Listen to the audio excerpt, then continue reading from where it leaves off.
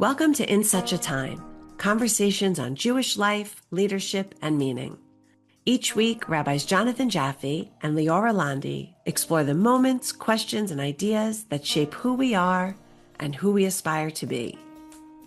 And now for this week's conversation. Welcome back to In Such a Time, conversations on Jewish life, leadership, and meaning. Rabbi Jaffe alongside with Rabbi Londy here. Hi, how you doing? Good. Got a little cold, but I'm okay.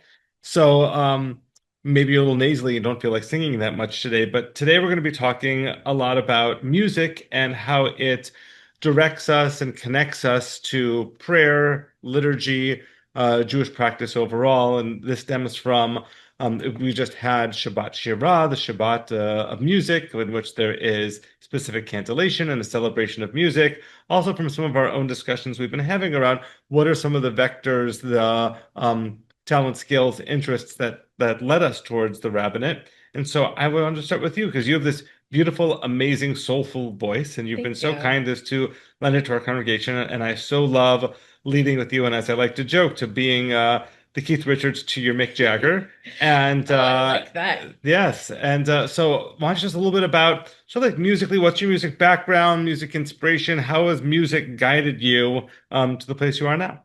Um, well, one of the things that we definitely connected on from the beginning was music. Um, and I like that our team is one that cares about music. I think that we come from music in very different places. Music's always been a very core part of my life.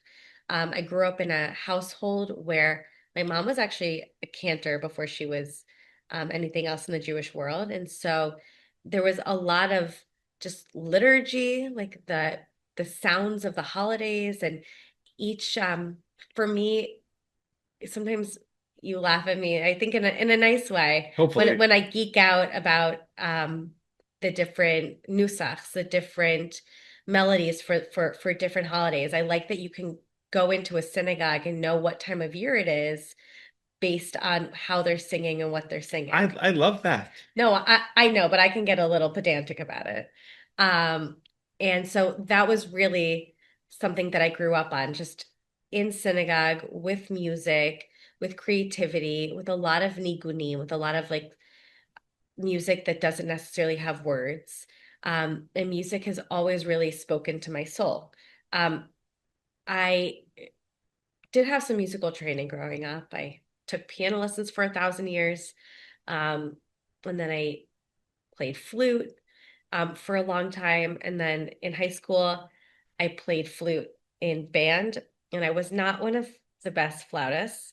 It wasn't bad, but I wasn't the best. And my teacher made an announcement to the class, if anybody is willing to switch to bassoon, they'll get an A. And I was like, I need that A.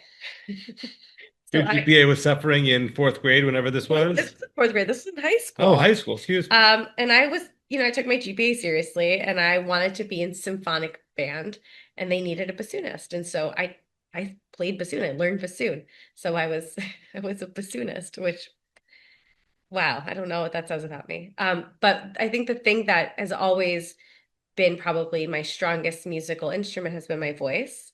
Um, and I was been in choirs, but I think my greatest training has come just from being in musical Jewish settings. Um, and I take pride on like, some people can conduct a symphony. I think that understanding a spiritual musical setting is something that I know how to do really, really well. Um, you know, Working in a community that has instrumentation is new for me. I didn't do that actually until like 3 years ago. Explain a little bit more And about. so the singing that the praying that I would do and the leading that I would do was mostly in Israel.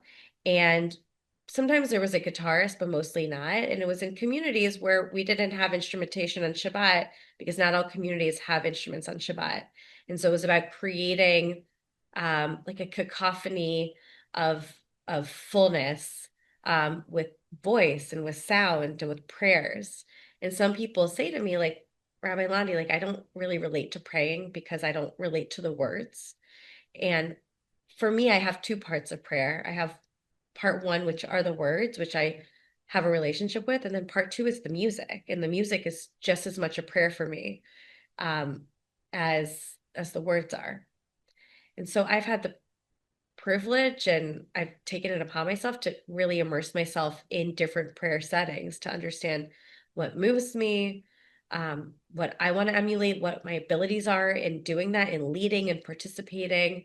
And so, again, music has just been such a core part of my life. And I never considered myself, and I don't consider myself to be a professional musician, but definitely music does play a big part in my Judaism and in my rabbinate.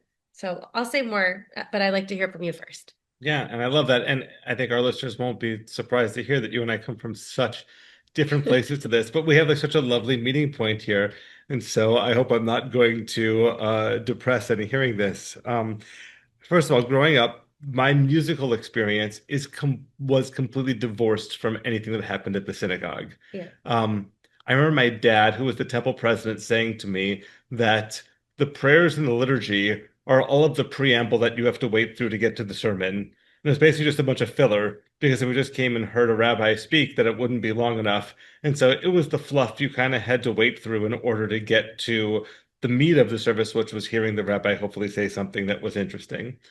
That was my first guidance going in. This is also from my father who told me the story that his parents signed him up for voice lessons, and the vocal teacher told him to save his money and her time, that it was never going to happen given his vocal qualities.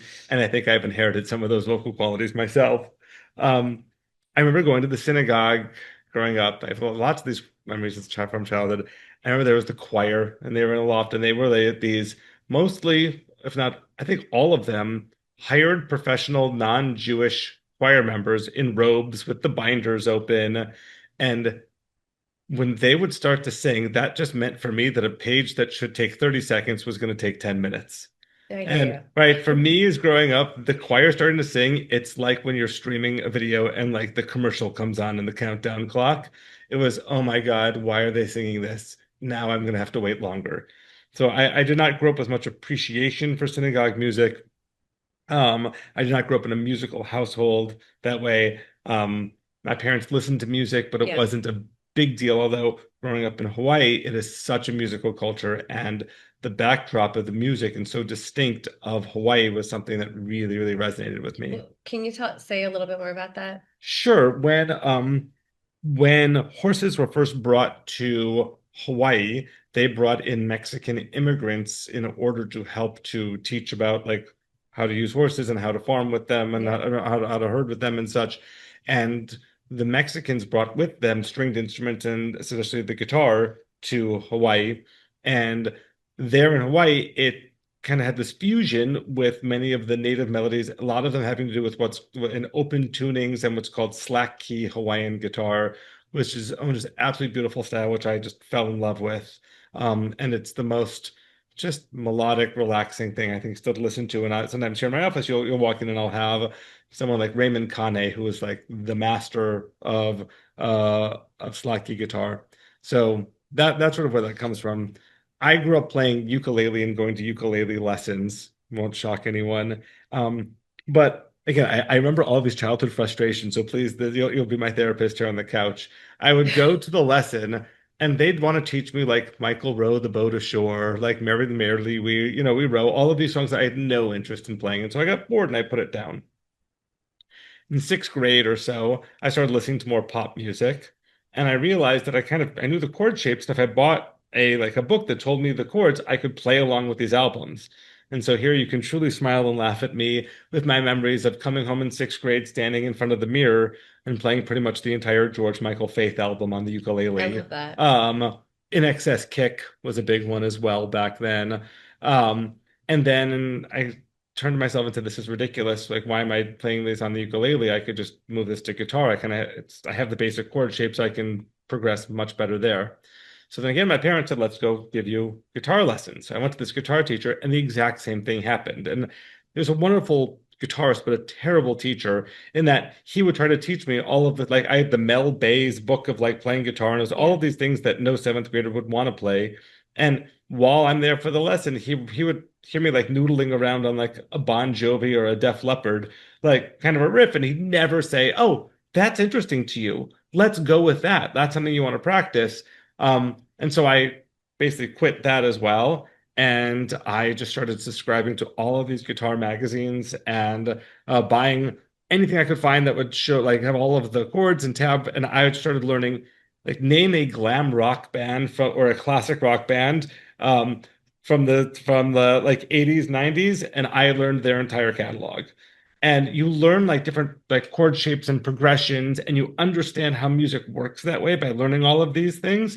And I'd say that a lot of the rock music I was listening to is pretty simple in terms of the Yeah. chord progressions in a way that a lot of Jewish music is pretty simple as well.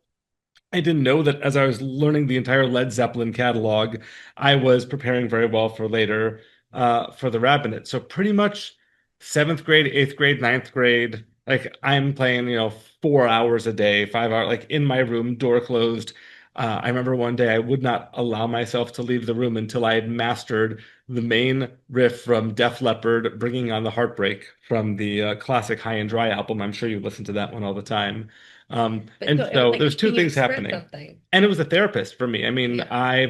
for me, the guitar was the place I could just go to and find myself. Mm. But I'm gonna go back too, because I'm telling too much of a story here, No, but it's a good but story. this was completely divorced from anything having to do with Jewish music. I would say one of the things that will explain or appear more about how we do things here at the synagogue.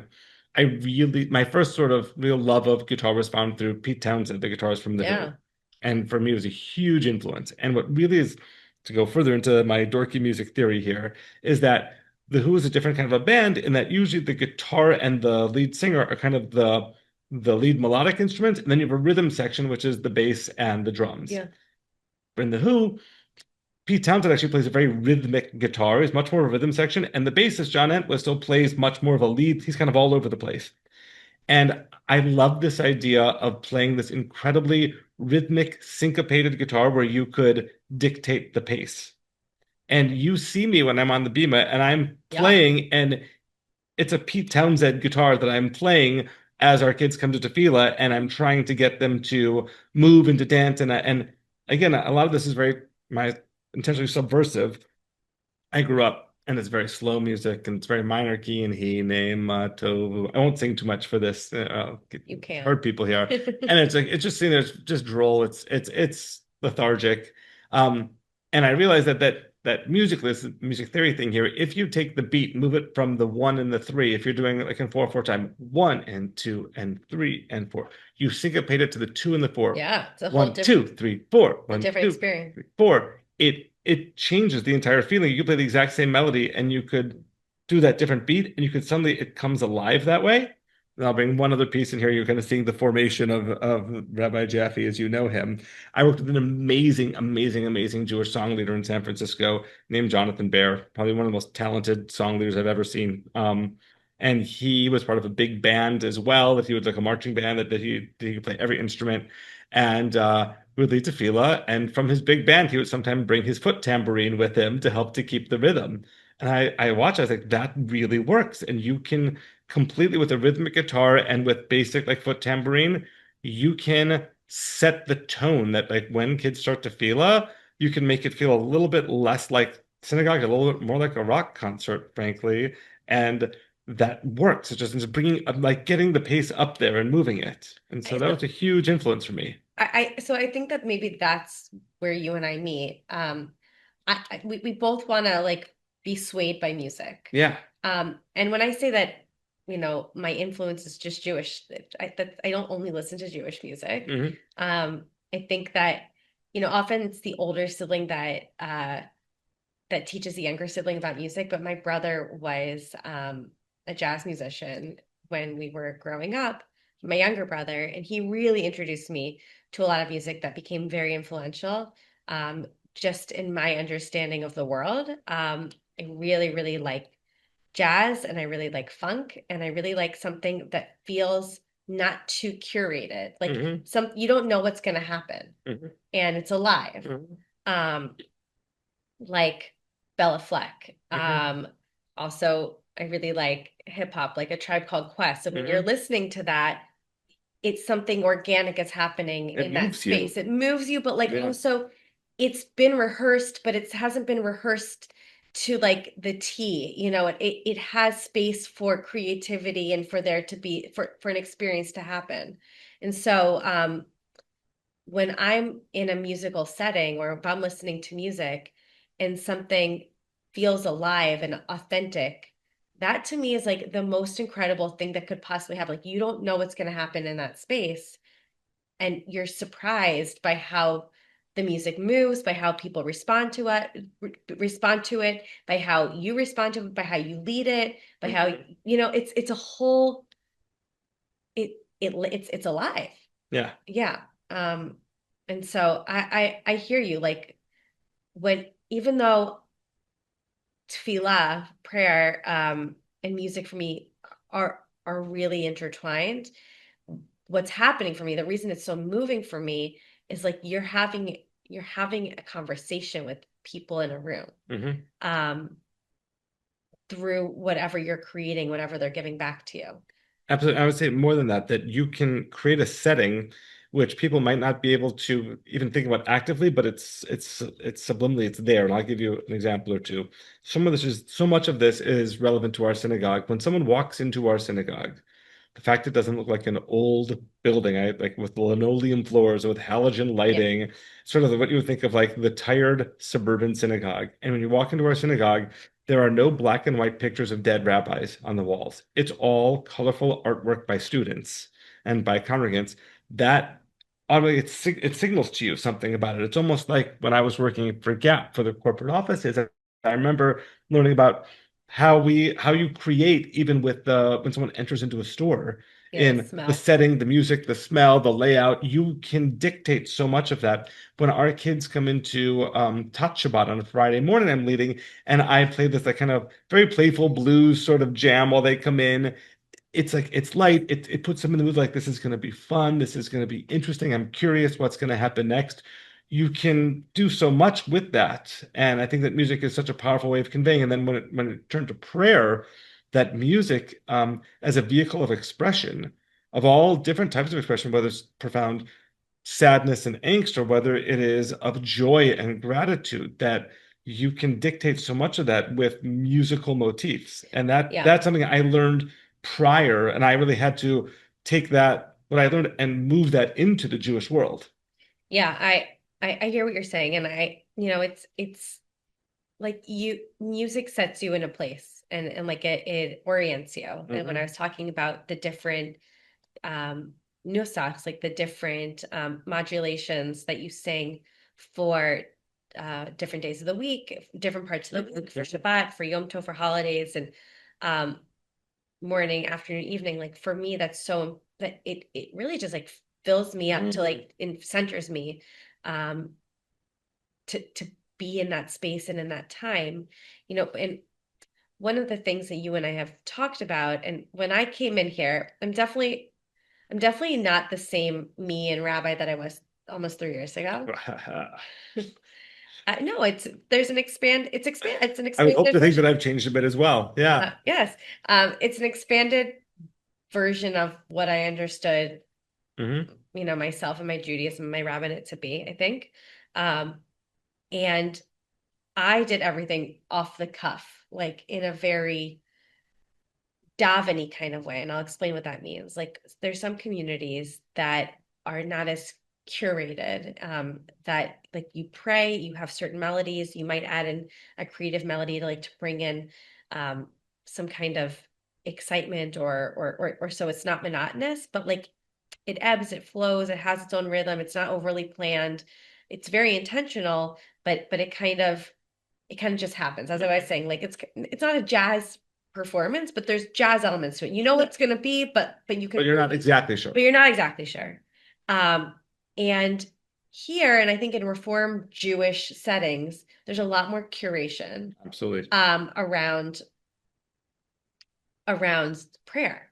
And sometimes I think that sometimes that's amazing, and Hmm. that's people look forward to the melodies that they know. People look forward to a certain like clarity and cleanness to the experience that they're having. And that's been a new experience for me completely. That is not where I started, where I'm oriented, where like what particularly moves me as Leora, not as the rabbi. But there's also something really wonderful about being in that setting and knowing that people are looking forward to this curated experience. And so you and I sometimes have that conversation, like how much are we going to be creative because it's important for our souls, versus what people are expecting that gives them the spiritual experience that they're looking forward to. Right, especially when congregants come in and say, there's too many new tunes. They're not familiar with me. Why can't you play what's traditional? And traditional, what they mean is what I grew up with. Right. And that's always a struggle of a yin and a yang between how much do we want to push and how much do we want to pull. I'll put it back in terms of like my seventh grade self. I once went to a Def Leppard concert and they went out for the encore and there's 3 songs from like their top 20 they had not played, maybe like Love Bites and like Armageddon It and Pour Some Sugar on Me. I'm like, okay, they're gonna play this, this, and this. And they came out and they played this, this, and this, and it was done. It was exactly, we're gonna give you the hits. That's all you need to care about. Yeah. 2 years ago, I went to Pearl Jam at Madison Square Garden. I think I told you, I think I know like maybe the top 25 of Pearl Jam's 500 song catalog. It's a pretty decent band. When they play in concert, they like to play numbers 450 to 500. They're going to say like, you paid the ticket. We don't care. We're going to pay. You get our experience. Right. So you have to be somewhere between Def Leppard and Pearl Jam is what I'm saying here, in between playing the things you want to play and playing the hits that you want people to hear. And so that's always a balance, a little dance that we have here. But I want to speak to something else you said, which I think is so important. And I think a lot of our congregants don't have as much experience with. That in a vibrant Jewish practice, there are sounds of the season, like at Lamentations and Echa, the trope of Tisha B'Av. It's not just mourning; it's like sobbing of the in the different.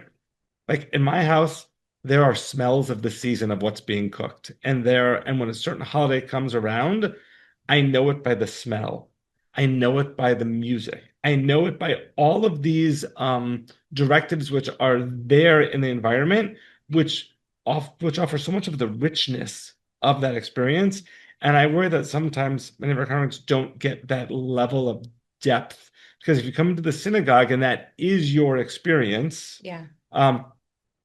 you're missing so much of the beauty and so much of what makes the magic of this. And music is such a big part of that. Yeah, for sure. You're making me nostalgic because like we always had smells of holidays, but I think more than anything, it was the sounds that really like really ground me. It was like both my parents are very musical, and my dad would always be humming melodies to himself.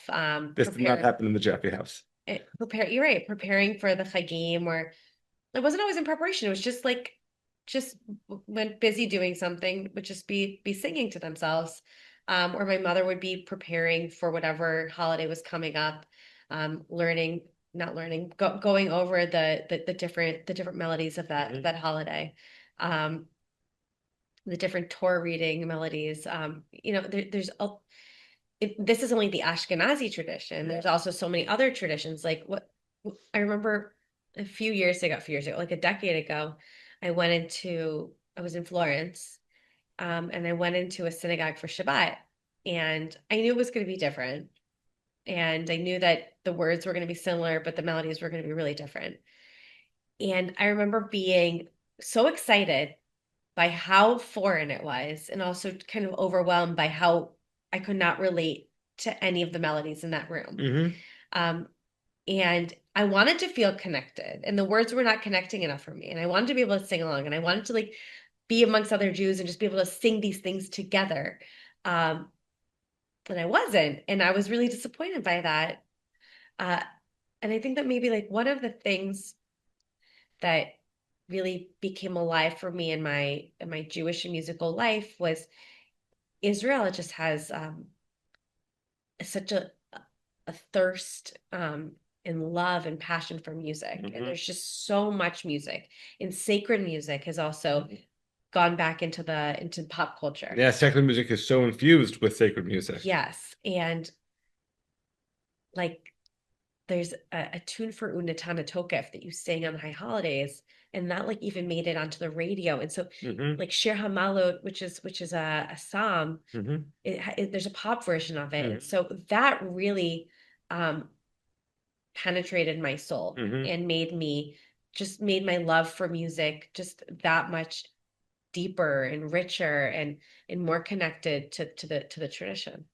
I love that. And it resonates with the certain experience I've had as well, that when I was first entering rabbinical school, I have had guitar skills very, very well developed, but I really had no catalog within, Jewish music. And I also had not experienced the kind of things you're talking about. Well, maybe a little bit by then, because the first real one was I moved to San Francisco after college. And the synagogue that I eventually ended up working at, Emmanuel in San Francisco, had this incredibly vibrant music scene, that this monthly young adult late Shabbat with hundreds and hundreds of young adults. First time I'd seen a Shabbat service with a full band and with, Wow. percussion, guitar, bass, violin, keyboardist, and this amazing sound and people like singing out loud together. That's something I never had growing up in Hawaii. And so I was like, wow, this is like Shabbat as a rock concert. And the cantor there, the soloist at the time, became a cantor. Marcia Atty was like this modern day Joni Mitchell, just amazing, just radiant presence and such deep music. I then go to rabbinical school, and I live in Nachlaot, just outside of the neighborhood in Jerusalem. And there was a minyan that gathered, a prayer group that's called Shir Chadash, and it was in a miklat. It was in the bomb shelter in the Ohel Moshe in the neighborhood right outside of my apartment. And it was the first time I'd gone to an experience like that, the one that you know very well, like sort of the prototypical Carl Bach experience. You're in this tiny room. There's no windows at all. Like this is like I said, in a shelter, in a bomb shelter, which was also used as a youth center, as many Yeah. of them are, and just full of people and everyone singing along. Everyone knew the words. Everyone singing together, rising up, and you could feel the pace coming together, and there's the excitement and people building off each other. That was a completely new experience to me. And then being able to spend time in Jerusalem and to go from one prayer community to another and to understand and see the different dynamics of music and come to appreciate that was amazing. Then the third one was I spent multiple summers while in rabbinical school working at Jewish summer camp.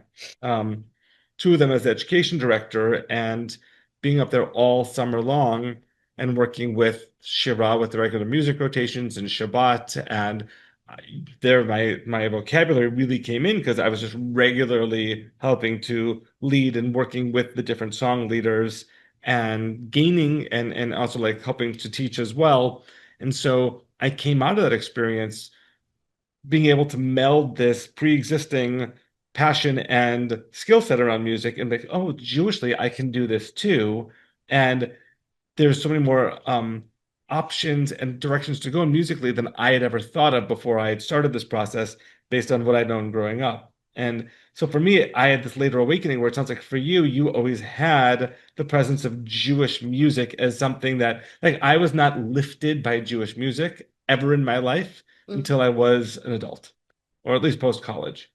I didn't actually know that I I'm trying not to, give myself too many accolades, but I didn't know that like I had like a vocal presence, because it was I just always was part of prayers groups where everyone sang. And when I started to take leadership places and people were moved by what I was doing, that was surprising for me, because I didn't know that I was doing anything that nobody else was doing or could do. And so um it's often been around the Jewish world, but I've actually wanted to expand beyond that. But I find that people feel more comfortable with collective singing experiences if there's a religious element to it, often, or the ones that I've been a part of. And so, I mean, for me, the most incredible, as you've identified, the most incredible prayer experiences are just like strangers singing together. And I mean, I know that happens at concerts, but like concerts different. Like you have a person on the stage, you have people here. Right. But when you're like in a space where like everyone, first of all, you can feel like the body heat of other people in a room. And when you're singing for the sake of creating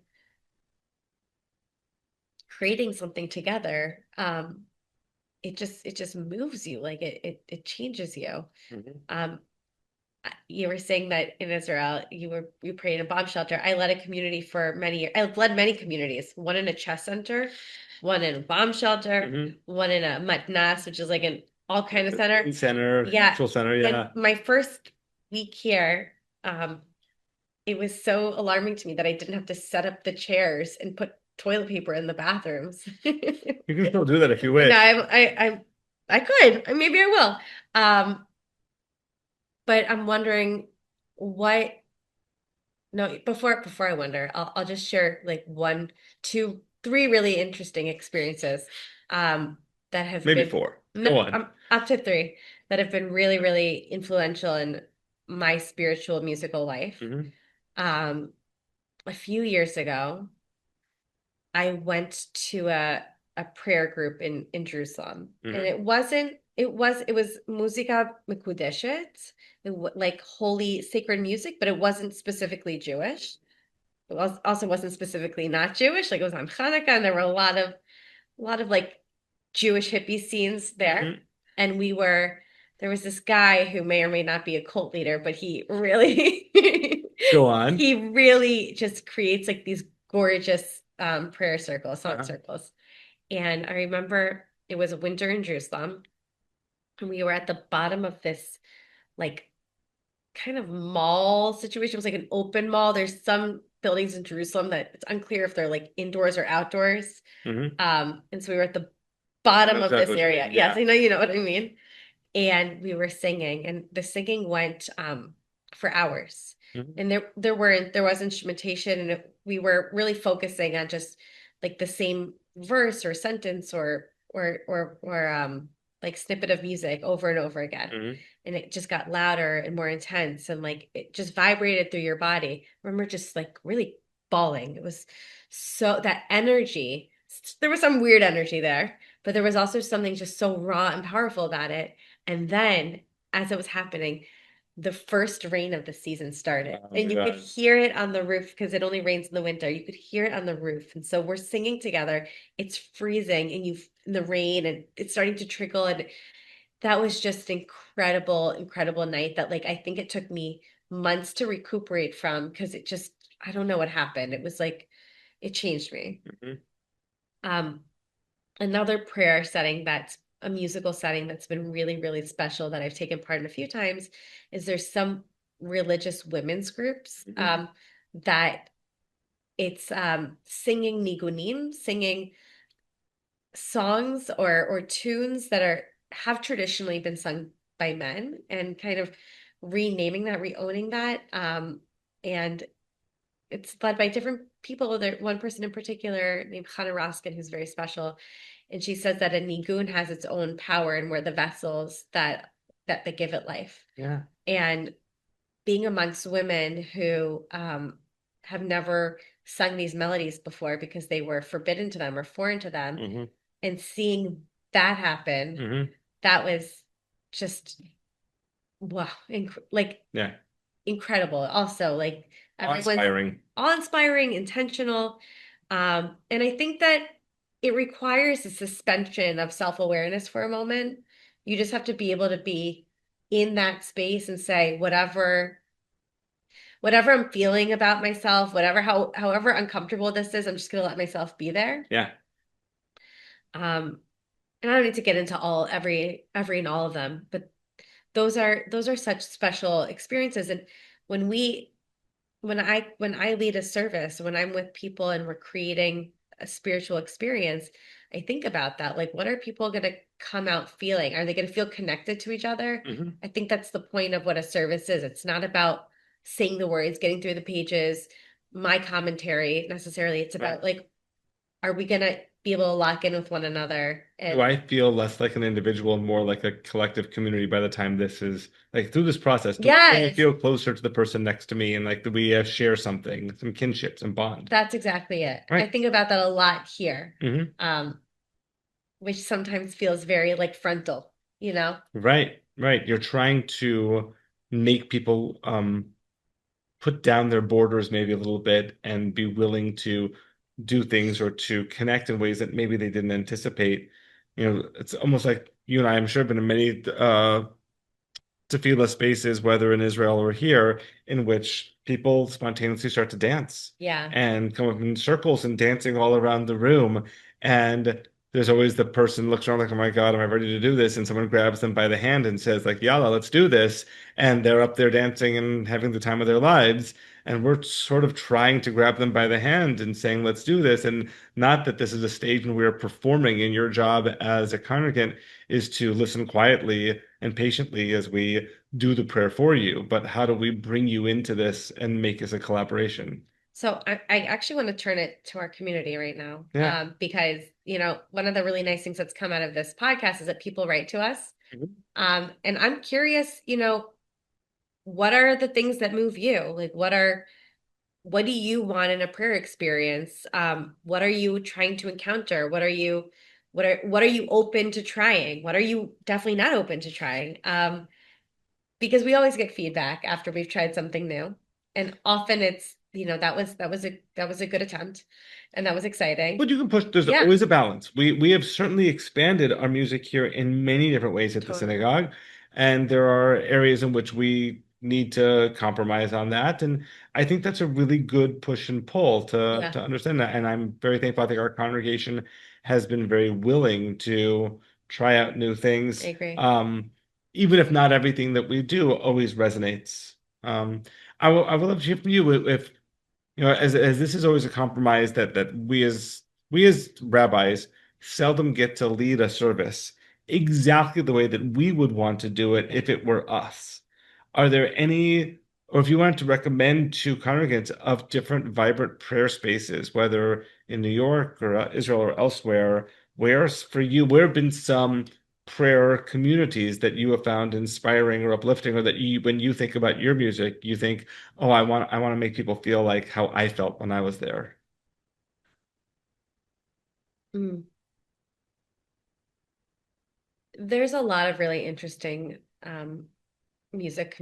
prayer communities in Westchester. Like, we're Mhm. so privileged to have so many synagogues. Mhm. Um, I think that each one offers a different flavor. I think Reform synagogues you're going to often find are just much more, as I said, curated. Like, Mhm. it's Mhm. going to have a beginning, middle, and end, and you're going to know what you're going to have, and they're going to have It's practiced going to it. start on time, it's going to end on time. Yes, exactly. And that is a beautiful experience. I think that if you're looking for something that is a little bit maybe less curated and more open, it's gonna have structure. Try out different streams of Judaism. Just not saying don't find another, like, come back to us. But if No, you but want to check sure. if you Check it want out. to check out different experiences, there's B'nai Jeshurun in the city, which is like a very musical experience, With but some also very art, music, but also sort very yeah. traditional. Mhm. Romamu, um, the song leader there, the cantor there, was my coworker for like a decade at Beit Daniel, and he's super talented. And the rabbi there has like a really Hasidic, um, like feet on the ground kind of experience. Um, in White Plains, there's Beit Shalom, which is a just like a really communal, beautiful prayer experience. There's just so many places to check out. There's also so many places that are experiences that are spiritual but are not necessarily Jewish. I don't know if anyone's ever gone to a sound bath. We had one here, like my first year here at the synagogue. Just sound is so cathartic. Mhm. Um, I'll go one further than that. Sometimes going to different churches Agreed. can be so uplifting. There's in San Francisco Glide Memorial Church, which is a big, they take up 2 blocks in downtown San Francisco. They do a ton of work around the homeless in San Francisco as well. And their Sunday morning they do an early and late because they filled the entire place. They have a huge volunteer choir, and the screen is up there. And think of like right out of Sister Act of like everyone up and singing and clapping. And I mean, emotional to the point of tears, of that sort of like just lifts you up in a way that, you don't find as much, especially I'd say in the reform movement. It's something we struggle with in order to like let down our It's a pretenses. little lack of authenticity sometimes. We feel nervous about it. So Yeah. like we're gonna like, it's in polite society, we don't do these things, sort of a thing.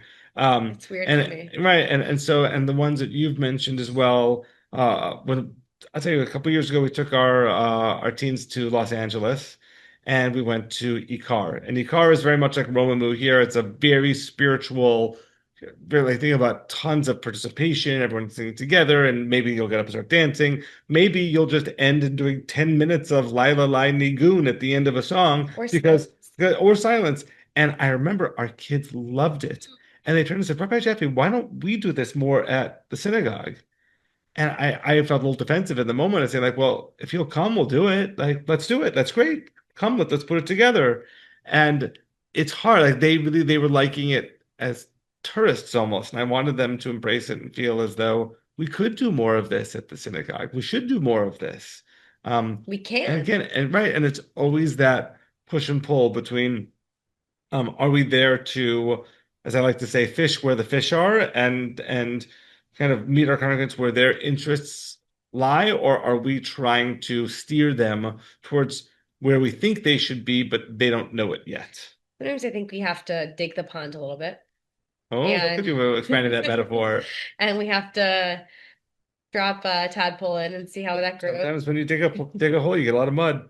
I'm kidding. Well, I think we're actually agreeing on I think this we are too. fully, and that you and I have both had those awe-inspiring moments of music in which it's just so beautiful. Or even when I first started rabbinical school, I was very close with Rabbi Levi Kelman at Kol Shema, Yeah, and watching him daven on a Saturday morning, I know. no instruments, just him, not dressed up. He's got like the just the tallit on, and he's closing his eyes and he is praying his heart out, and the community is doing so with him.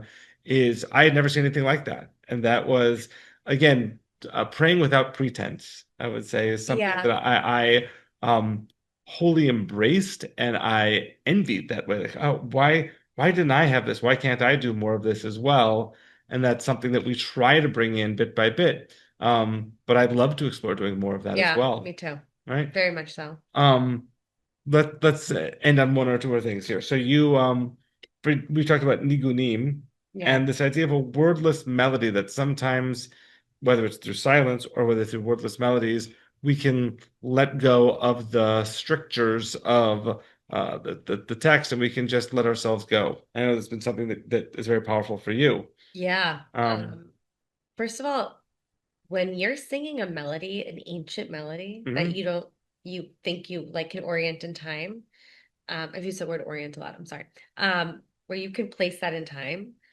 It's like you just think about, sometimes I think about what were my ancestors humming, what were they singing? mhm, Um, and to have access to something that's been passed on, passed on, passed on to now, and then it comes out of me, um, is just incredible. And nigunim, they're often composed or they come out of you rather,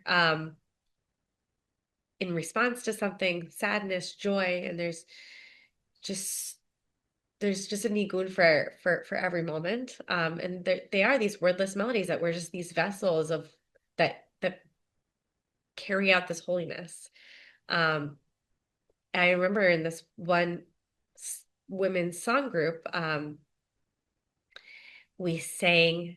It was like maybe one of the most beautiful moments. I was actually there with Cantor Sternlieb, and was in this house in this crunchy part of Pomona, and there were women from the whole spectrum of Jewish life, and we were singing this melody, which they believe the Levites sang in the temple, for leading up to Birkat Kohanim, mhm. to the Here's a priestly blessing. benediction, and it was the first time that these women, they had heard this melody their whole life, but Mhm, the first time that they ever gave it a woman's voice. mhm, And it was just so powerful to see everyone close their eyes and then somebody would take the lead in singing it.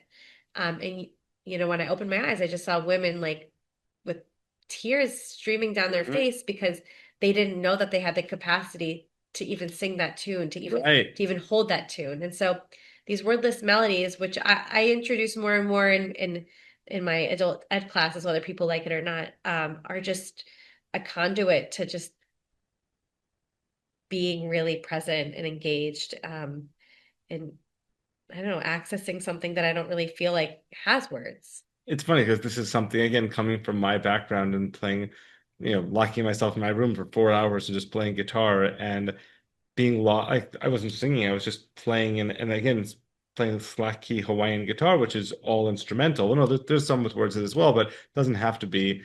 That losing yourself in the music, um, whether in a synagogue or not a synagogue, is inherently a prayerful experience. Totally. I don't think you As need music. I'm Right. sorry. I don't think you need Judaism necessarily to pray with music. Oh, I think that every faith tradition has its own music and non-faith That's what I'm traditions. saying. And for some of our congregants, going to a fish show and, vibing, listening to the music is their way of expressing that. And we all have Yeah.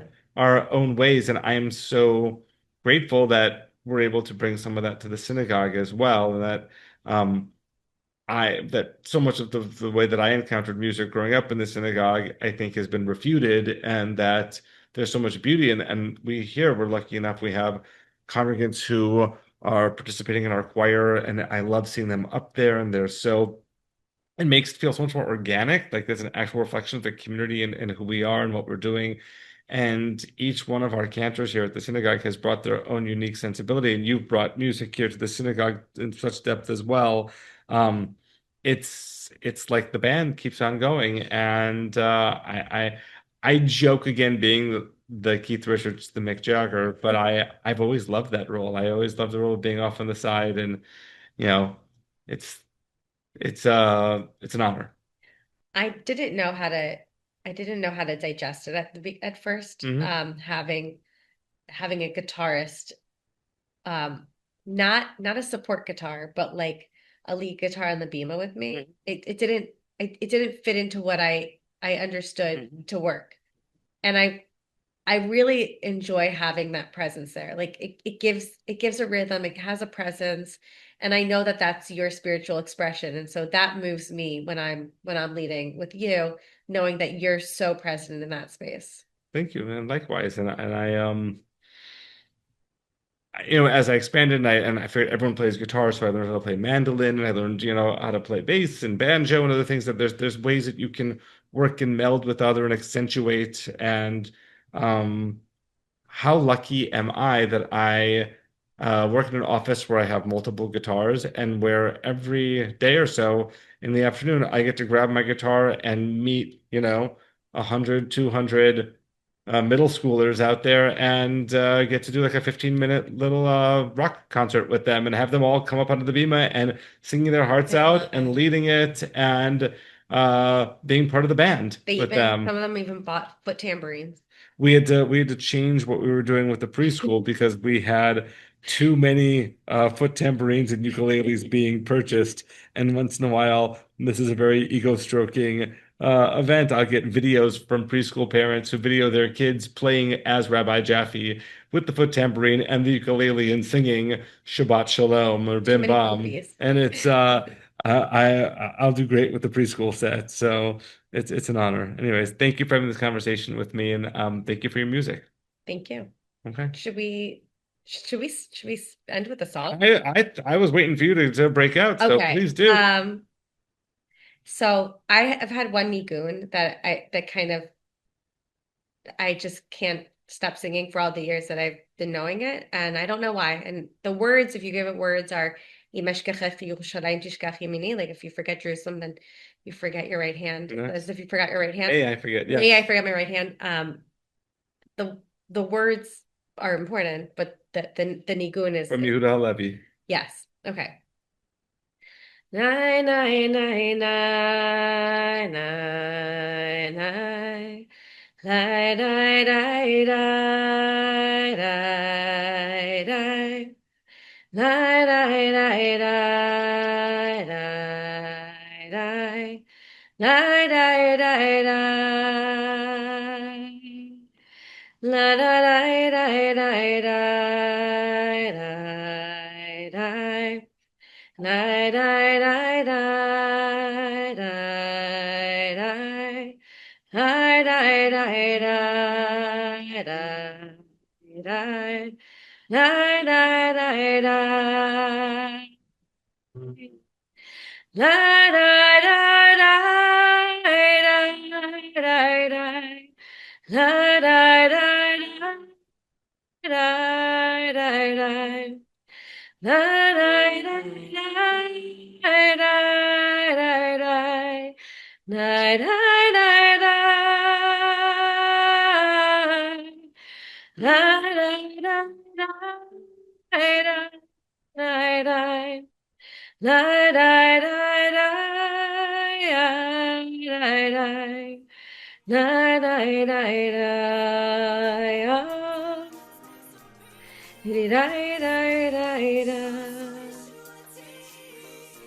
Thanks for joining us on In Such a Time. Make sure to subscribe wherever you listen to your podcasts. To learn more about Rabbis Jonathan Jaffe and Leora Londy, or to connect with Temple Bethel of Northern Westchester, visit bethelnw.org, or follow us on Instagram and Facebook at Temple Bethel NW. Thanks for listening.